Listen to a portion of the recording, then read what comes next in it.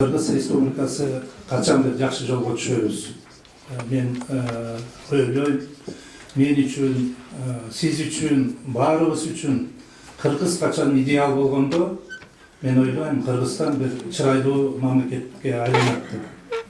Мына бүгүнкү күндө жазуу жүзүндө биздин мамлекеттик символдордо конституциябызды баш кылып,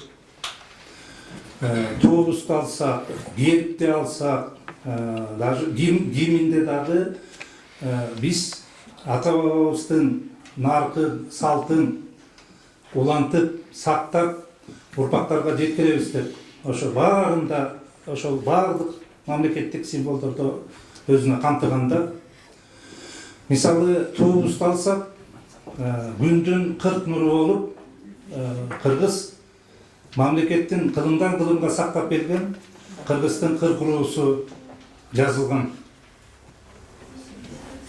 Бардык тууда тартылган.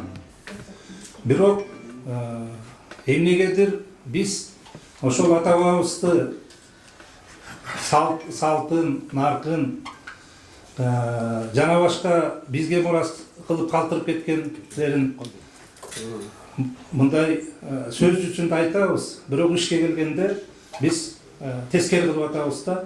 Мына менде мага чейин сүйлөгөн мына агаларым абдан жакшы белгилеп кетишти.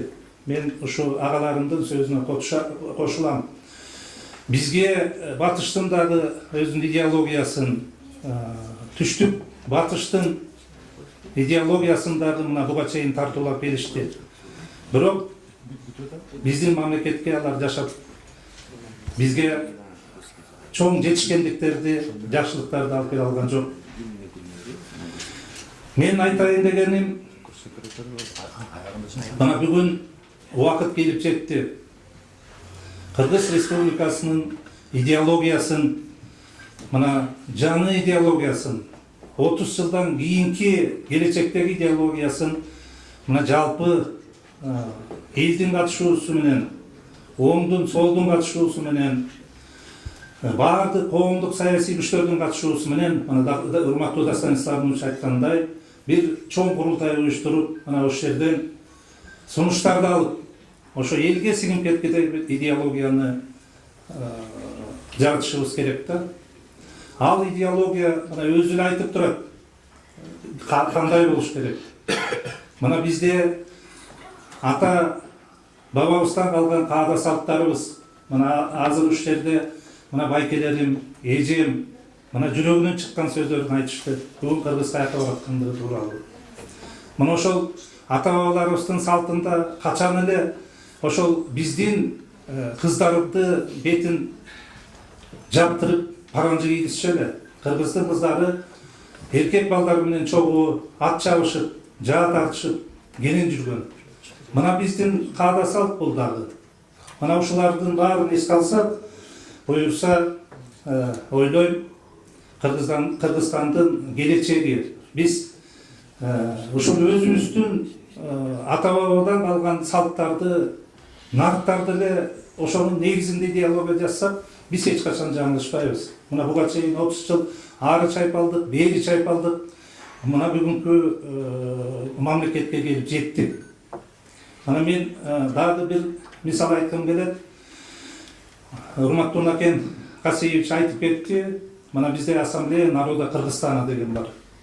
Мына биз эгемендүүлүктү алган жылдан баштап ар кайсы саясат үчүн ал ассамблеяны колдонуп келишти.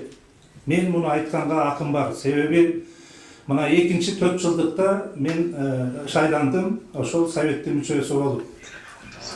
Ал жерде эмне жумуштар жүрөт? Мамлекетке пайдалуу. Эми жакшы жактары бар. Мен аларга токтолбой эле коеюн. Бирок ошол жерде мына 80-90га жакын улуттар жашашат биздин мамлекетте. Ошонун бир 30-40 ошол жерде мүчө болуп эсептелет. Мына майрамдарда концерт коюп беребиз. Шайлоо келгенде ошол кимди шайлаш керек болсо, ошол бийликтин айткан камчысын чабышат. Ошондой эле бизде дагы 40 урууну бириктирген ушул сыяктуу эле Kırgız El Bilimdigi деген коомдук уюм бар.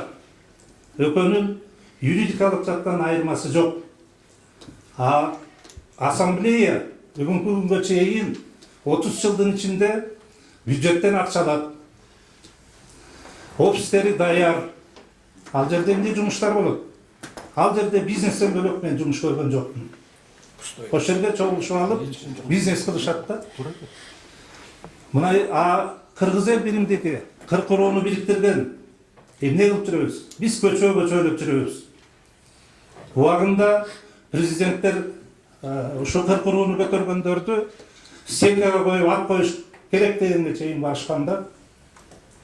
Мына ушундан да биз жыйынтык чыгарышыбыз керек да. Өзүбүздүн үйүбүздө негизин түзгөн 40 уруу көчөдө жүрөт. Мына бул идеология эмеспи?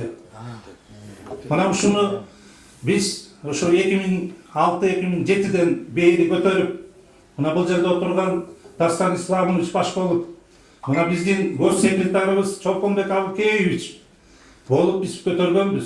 Мына мен ойлойм, азыр убакыт келип жетти.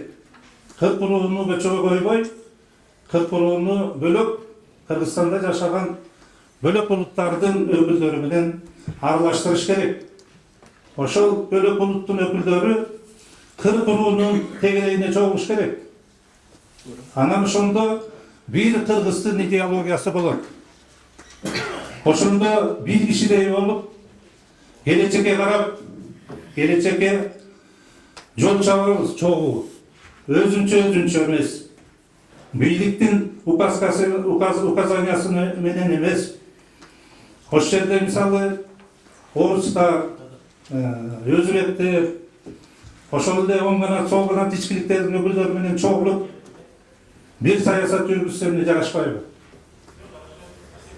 Ошондо бир ар кайсы тарапты карабай, мен ойлойм, ошондо бир кишидей болуп, бир жагадан баш чыгарып, бир жерден кол чыгарып, келечекте Кыргызстан бир ынтымактуу, чырайлуу, ошондо Кыргыз биз үчүн идеал тута турган мамлекетке айланабыз деген менде чоң үмүт бар. Рахмат. Рахмат, Шамшат мырза, жакшы сунуш бердиңиз. Бул маселе боюнча дагы кечирип коюңуз. Сиздерде мына Бекбосун Ишембетович да ошо башынан бери жүрөт. Ошо президенттин тегерегиндегилер ошол Кыргыз Эл Биримдигинин түзүүчүлөрү. Ошондуктан мен сиздерден чоң үмүтүм бар. Ошол буюрса, ошону президент жананын тегерегиндеги сиздер ошону ишке ашырасыздар деген чоң үмүтүм бар. Рахмат.